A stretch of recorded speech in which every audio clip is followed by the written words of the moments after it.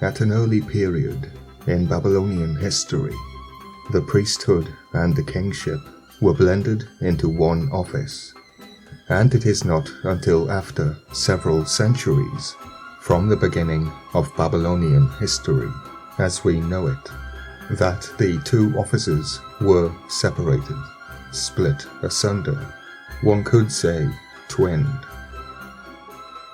Indeed, long after the monarchs of Babylonia and Assyria appear to have taken a special pleasure in styling themselves as the priests of such and such a deity, and in all likelihood they personally officiated the altars of the gods on occasions of high religious sanctity.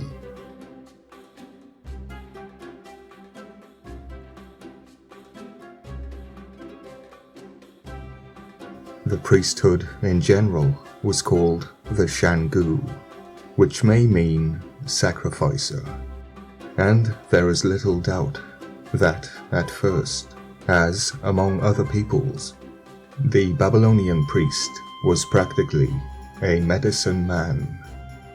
This would be the priesthood which merged medical practice with witchcraft, invoking demons under the guise of a cure. You can blame the people if you want, but the people were not allowed to read or write, never mind perform the ritual. No, this was specifically designed for the nobility. It was the business of the Shangu to secure the people from attacks of the evil demons who cause disease and the wiles of witches. Actually, the Shangu jumped into mother's clothing when they merged medical practice with witchcraft. They took over the priestess's role and began to wear their dresses. Not familiar at all, is it? Oh yeah.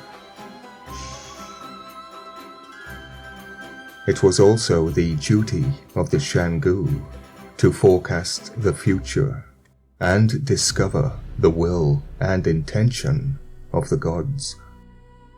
But the Babylonian priesthood openly worshipped demons. In fact, they invoked Pazuzu to free the person from the demons contained within Pazuzu, aka Legion, or in Babylonian terms, the Udug-hul, it, the daemon, the root of AI, which is like summoning demons. Not like, according to the text, it certainly is summoning demons. Similar to artificial intelligence, channeling a text from an unknown source would be defined as gaining information, artificial intelligence, from the daemon. Daemon, demon, an unseen negative force, and the daemon cannot be told apart. There is no difference if you accept that these gods, demons, whatever, revel from evil, in which they gain joy. It is quite clear how such an official as this came to be known as sacrificer, for it would seem that the best way to find favor with the gods was to make offerings to them through an accredited intermediary. You see, the people were not allowed to dabble with demons. This was solely for the nobility, and the price for this sacrifice is to become a daemon, to become part of Legion, to be slowly consumed by it, the Lord of Light, trickery, and deceit. Fill up my threshing floor, so that there may be meat in my house. Malachi Memetim Anunnaki. It's almost as if the men of renown are trying to escape. Indeed, the early priesthood of Babylonia appears to have been as much magical as religious, and we read of the Makku, the seer, the soothsayer or prophet, the Mushelu, or necromancer, the invoker, the Shipu, or sorcerer, the exorcist, conjurer, the ones who interfere, and the Mashmashu, the charmer or seducer, the artisan, whose special functions are probably outlined in their several titles.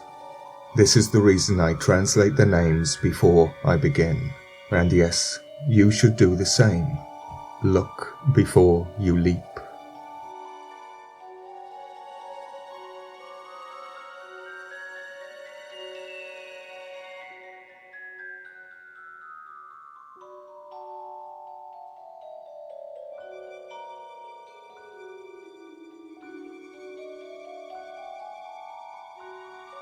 But as civilization proceeded and the theological opinion took shape, religious ceremonials began, out of the shadows into the frying pan.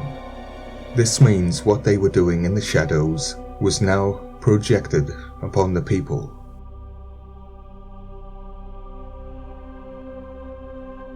The majority of the tablets mentioning the Anunnaki were never meant to be seen by our eyes. That's why many are burnt and broken, as they were to be glorified, then destroyed. In doing so, they put the birds to flight. They exorcised the demons. This house is clear. Sorry, poltergeist. And the religious ceremony began to take the place of what was little better than sorcery. It must be a redefined version used to trick the people. For example, Shangu, the sacrificer. What they fail to mention is who to which god. Of course, that would be Lord Zu, Shan, San, Sin. Shangu, the sacrifice for sin, or the sin of sacrifice. It has been said that magic is an attempt to force the hands of the gods, to overawe them, whereas religion is an appeal to their protective instincts. Trickery yet again, because the lion demon is the curse protecting the tablet, protecting it from anybody who ritually broke it. It's almost as if this priesthood know exactly what they are doing. What I mean is they are purposely cursing themselves in a bid to become one with the all. Here, immortality is longevity, but at a price. I do wonder why they call it the Soul Eater. No, I don't. It's clear as day. Undoubtedly, the priesthood are invoking a curse upon themselves. Depicted as Lam, the awe-inspiring quality, Ash, the curse, and to invoke, to conjure, to interfere, Lamash-2, the enemy of Pazuzu. Alternatively, the sacrifice of a lamb, from which curse is hidden.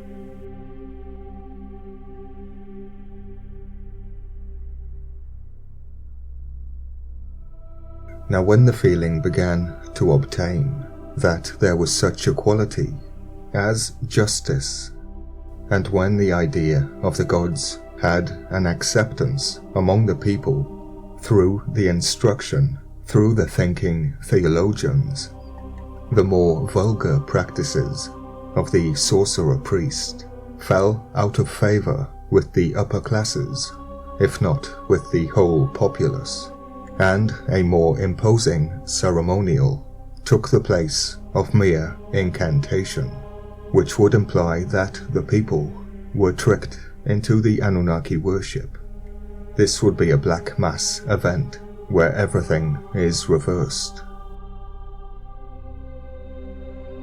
Besides being founded on the idea of mercy, as opposed to mere power. Religion has invariably recommended itself, politically speaking, to the class of mind which makes for intermediate and practical progress, apart from that which seeks to encourage mere speculation, indicating sin, zu, to know, rather than speculate. As the ritual grew, the necessity for new branches of the priesthood were discovered. At the head of the priestly organization was the Shangan Maku, and each class of priest had its chief as well.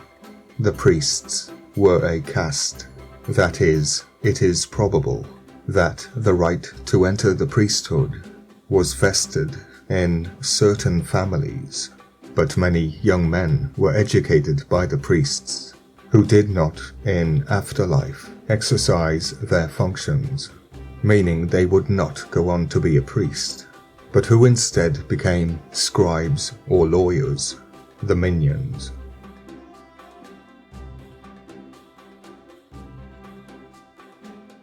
As in the case of most primitive religions, the day of the priest was carefully subdivided. The priestly subdivision was made up of 3 watches, and the night was divided into a similar number of watches, a trinity of light and a trinity of darkness. 3 relays of priests officiated through the day and 3 through the night, aligning with Marduk, who would be the chief, and his name Lugal-Uka, the king of 6. Priestesses were also known in Babylonia, and many references are made in the text to a sacred woman. Some of these were exorcisers, and others, like the Greek Pythonesses, presided at oracular shrines, especially the cult of Ishtar, which had many attendant priestesses, and were of several classes. Next on ancient mystery, the sacrifices.